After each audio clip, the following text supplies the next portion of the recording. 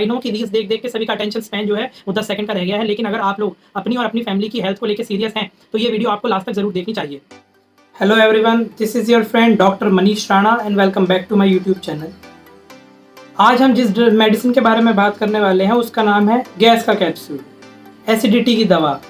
Commonly इस दवाई को इसी नाम से जाना जाता है। इस दवाई का एक्चुअल नाम है या इस कॉम्पोजिशन का एक्चुअल नाम है पेंटोप्राजोल, रेबिप्राजोल, एस्मोप्राजोल।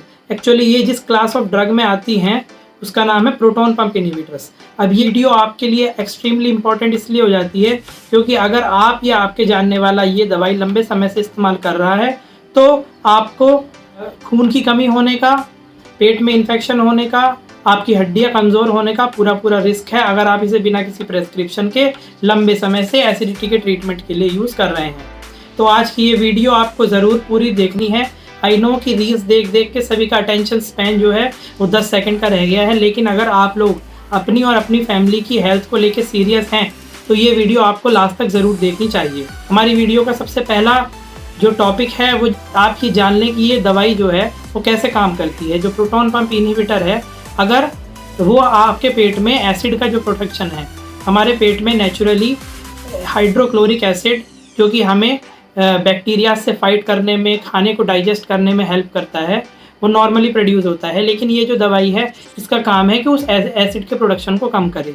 नॉर्मली ये दवाई बिल्कुल सेफ़ है जब हम उसे अंडर प्रेस्क्रिप्शन लेते हैं, अंडर गाइडेंस लेते हैं या फिर शॉर्ट टर्म के लिए लेते हैं। आज की हमारी वीडियो इंपॉर्टेंट केवल उन लोगों के लिए ज़्यादा है जो इस दवाई का बिना किसी गाइडेंस के बहुत ही लंबे समय से यूज़ कर रहे हैं, क्योंकि उन लोगों को जो है अनीमिया होने का और इंडियन सिनेरियोज़ में अनीमिया मतलब खून की कमी होने का, जो लोग जिनको अक्सर ये कंप्लेंट्स रहती हैं कि बॉडी में बहुत वीकनेस होती है, सीढ़ियाँ चढ़ते हैं तो सांस फूलने लगता है, उसका एक कारण अनीमिया भी हो सकता है, जो इन लोगों में बहुत कॉमन है जो लोग लंबे समय से प्रोटॉन पंप इनहिबिटर जैसे कि दवाई पेंटोप्राजोल, रेबिप्राजोल यूज़ कर रहे हैं। अब सबसे पहले हम शुरू करते हैं कि ये दवाई कैसे इंडियन सिनेरियोज़ में इतनी खतरनाक भी साबित हो सकती है।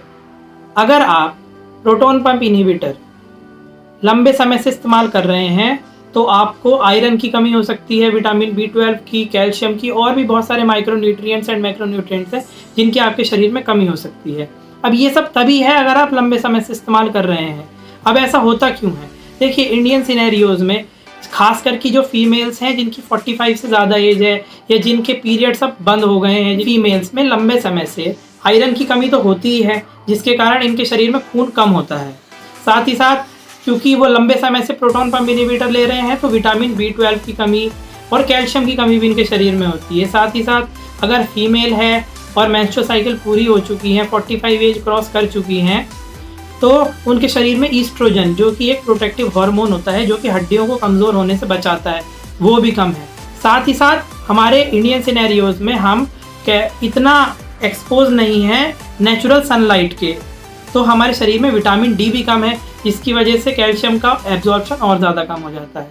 तो एक फ़ीमेल जो कि 45 साल की है, जो कि घर के काम देखती है, तो उसके शरीर में अनीमिया भी है और हड्डियां भी कमज़ोर हैं, और तो इसलिए उसके लिए बहुत ही बड़ा रिस्क फैक्टर बन जाता है इस दवाई को लंबे समय तक इस्तेमाल करना। साथ ही अगर लंबे समय तक हम HCl गैस्ट्रिक एसिड को दबा के सप्रेस करके रखेंगे दवाई की मदद से, तो जो हमारे गट में अच्छे बैक्टीरियाज हैं वो मर जाएंगे, और जो खराब बैक्टीरियाज हैं जो कि गट में इन्फेक्शन करा सकते हैं, जैसे कि एक एग्जांपल क्लोस्ट्रीडियम डिफिसिल है, वो एंट्रोकोलाइटिस कराता है, तो ये बैक्टीरियाज आपके गट में इन्फेक्शन करा सकते हैं।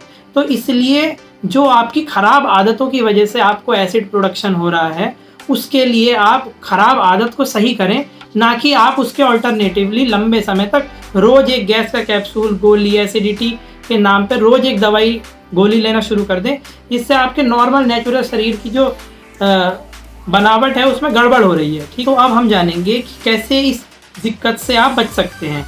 पहले तो धीरे धीरे आप जो लंबे समय से कैप्सूल ले रहे हैं उसे आप एक दिन छोड़ के लेना शुरू करें, फिर 3-4 दिन के बाद इस कैप्सूल को लेना बंद करें। उसके बाद आप अपनी एसिडिटी को कंट्रोल करने के लिए बिल्कुल घर के नुस्खे का यूज़ करें। मैं एक डॉक्टर हूँ, एलोपैथिक डॉक्टर हूँ, लेकिन फिर भी मैं आपको वही बात बताऊंगा जो आपके हित में है, जो सही बात है। आप स्पाइसी फूड को अवॉइड करें, अल्कोहल को अवॉइड करें, कोल्ड ड्रिंक्स को अवॉइड करें, और खाना खाने के तुरंत बाद आपको कभी भी बेड पे नहीं लेटना है। आपको हो सके तो 100 कदम वॉक करनी है ताकि आपके डाइजेशन ठीक ठाक हो सके। अगर उसके बाद भी आपकी ये समस्या हल नहीं हो रही तो फिर काफ़ी दवाइयाँ हैं जिनका नाम एंटासिड्स होता है, तो उनका आप कभी कभी यूज़ कर सकते हैं केवल कुछ समय के लिए, ताकि ये आपकी आदत दवाई से नेचुरली, दवाई की बजाय आप शिफ्ट हो जाएं, नेचुरली इसे टैकल कर सकें आपकी प्रॉब्लम को। तो क्या क्या बताया मैंने? सबसे पहले आपको अपनी स्पाइसी फूड छोड़ना है, कोल्ड ड्रिंक्स छोड़नी है, कोई भी ऐसी चीज़ जो कि एसिड प्रोडक्शन को बढ़ाती है वो सब छोड़नी है। साथ ही वाटर का कंजम्पशन इंक्रीज करना है, दिन में कोशिश करें 3 से 4 लीटर पानी पिएं। साथ ही साथ खाना खाने के तुरंत बाद बेड पे ना लेटें, थोड़ा हो सके तो वॉक करें, स्ट्रेस और एंजाइटी को दूर करने के लिए योगा करें।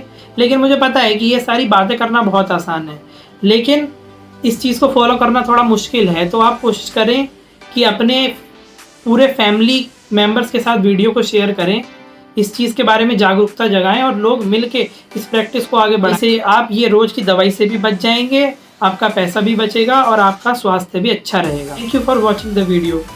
सी you in the next video. Bye bye.